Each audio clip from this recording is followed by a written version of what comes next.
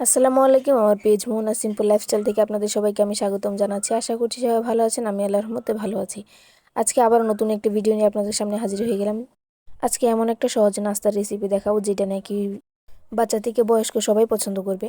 বাচ্চাদের জন্য এটা নাস্তা হিসেবে এবং বয়স্ক যারা আছে তাদের চায়ের সাথে এটা বিকালে নাস্তা হিসেবে একদম জমে যাবে। চলুন ভিডিওটা প্রথম থেকে শুরু করা যাক। এখানে প্রথমে আমি একটা ছোট কাচের বোল নিয়ে নিয়েছি আর সাথে নিয়েছি কলা। এখানে আমার কাছে ছোট ছোট কলা ছিল। এখানে আমি এক এক করে প্রায় 6টা কলা দিয়ে দিব। আপনারা চাইলে আপনাদের পরিমাণ মতো দিতে পারেন। এখানে ছোট কলা 6টা আছে, আপনারা 3টা অথবা 2টা দিতে পারেন কলা। আর এই নাস্তাটা বানাতে কলাটা মাস্ট লাগবেই। এখানে আমি কলাগুলো দেওয়া শেষ হয়ে গেছে, প্রায় 6টা দিয়ে দিচ্ছি কলা। এগুলো এবার হাত দিয়ে ভালোভাবে ম্যাশ করে নিব। আপনারা চাইলে অন্য কিছু দিয়ে যেমন কাঁটা চামচ দিয়ে ম্যাশ করে নিতে পারেন, কিন্তু ভালোভাবে ম্যাশ করে নিতে হবে। একদম কলার মধ্যে যেন কোনো গুটি বা কোনো কিছু না থাকে। এটা চাইলে আপনারা ব্লেন্ডার দিয়েও ব্লেন্ড করে নিতে পারেন, তাহলে এটা সহজ হবে আরও। এই যে এখানে কলাটা আমার প্রায় ম্যাশ করা হয়ে গেছে। এর মধ্যে এখন আমি দিয়ে দিব নারকেল গুঁড়া।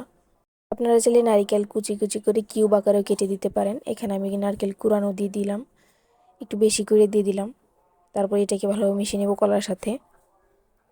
আর এই নাস্তাটা একদমই সহজভাবে বানাবো, একদমই কম উপকরণ দিয়ে বানাবো, যেটা নাকি বানাতেও খুব সহজ এবং খেতেও খুব মজার। এরপরে এখানে আমি এটা ম্যাশ করা হয়ে গেছে, পরে এর মধ্যে আমি দিয়ে দিব চালের গুঁড়া। চালের গুঁড়া আমি হাত দিয়ে দিয়ে দিচ্ছি। আপনারা চাইলে কোনো কিছু দিয়ে মেপে পরিমাণ মতো দিতে পারেন। আমার যতটুকু দরকার আমি ততটুকু দিয়ে দিচ্ছি। এটাকে ভালোভাবে মিশিয়ে নিচ্ছি। এখানে যতটুকু দরকার ততটুকু দিব। এখন আমার আর একটু দরকার হয়েছে, তাই আমি আর একটু দিয়ে দিলাম। এরপর এখানে আমি দিয়ে দিচ্ছি বেকিং সোডা, হাফ চা চামচের থেকেও কম। তারপর আমি আবারও একটু দিয়ে দিব বেকিং সোডা। আমি এখানে আবারও বেকিং পাউডার দিয়ে দিচ্ছি হাফ চা চামচের মতো। আপনারা চাইলে দুটার থেকে যে কোনো একটা দিতে পারেন। এরপর এখানে আমি দিয়ে দিচ্ছি, আমার কাছে ছিল রসিক গুড়, সেইটা ঢেলে দিচ্ছি। আপনারা চাইলে চিনিও ব্যবহার করতে পারেন, কিন্তু আমি রসিক গুড়টা ব্যবহার করলাম। তারপর এটাকে ভালোভাবে মিশিয়ে নেব হাত দিয়ে। এটাকে একদমই নরম করা যাবে না, একদমই আবার শক্তও করা যাবে না। এটাকে বুঝে শুনে মাখাতে হবে। এরপরে আমি লবণ দিতে ভুলে গিয়েছিলাম, স্বাদ মতো লবণ দিয়ে দিলাম। এই পর্যায়ে দেখতে পাচ্ছি এটা একটু নরম হয়ে গেছে, তাই এর মধ্যে আমি আবারও একটু চালের গুঁড়ো দিয়ে দিচ্ছি। এটাকে এবার ভালোভাবে মিশিয়ে নিব। আমি এটা প্রথমবার ট্রাই করছি আর প্রথমবার আপনাদের সাথে শেয়ার করছি এটা। এরপর এখানে যেহেতু আমি আবারও চালের গুঁড়ো অ্যাড করেছিলাম, তাই আমি আবারও এখানে নারকেল গুঁড়ো অ্যাড করে দিলাম। নারকেলটার কারণে এটা খেতে ভালো হবে।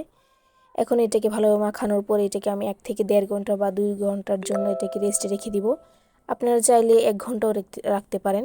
2 ঘন্টা পর, প্রায় 2 ঘন্টা পর আমি ফিরে আসলাম। এটাকে আবারও হাত দিয়ে ভালোভাবে মিশিয়ে নিচ্ছি।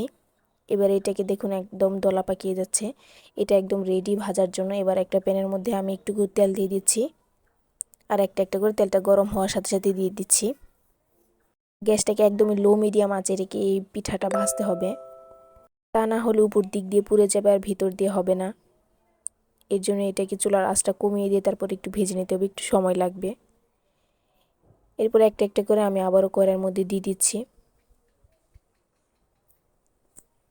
এখানে মাঝখানে 2টা হয়ে গেছে পিঠা, আমি এগুলোকে উঠিয়ে নিব। এই যে দেখছেন, এরকম লাল লাল করে ভেজে নেবেন। এইভাবে আমি বাকি সবগুলো পিঠা ভেজে নিয়েছি। আর এইখানে হয়তো পিঠাটা পুরা পুরা দেখা যাচ্ছে, কিন্তু এটা এতটাও পুরো না, এটা ক্যামেরার কারণে এরকম দেখাচ্ছে। আর এই যে দেখুন ভেতরটা কতটা নরম এবং সফট হয়েছে। আপনারা একবার হলেও বাসায় ট্রাই করে দেখবেন, খেতে ভালো লাগবে। আর বাচ্চারা তো অবশ্যই পছন্দ করবে, বড় যারা আছে তারাও পছন্দ করবে। আশা করছি আজকের ভিডিওটা আপনাদের অবশ্যই ভালো লেগেছে। ভালো লাগলে অবশ্যই লাইক কমেন্ট শেয়ার করে পাশে থাকবেন। আর অবশ্যই আশা করছি ভালো লাগলে আপনার প্রিয় বন্ধুর কাছে আপনি এটা শেয়ার করে দিবেন এই ভিডিওটা। সবাই ভালো থাকবেন, সুস্থ থাকবেন। আল্লাহ হাফেজ।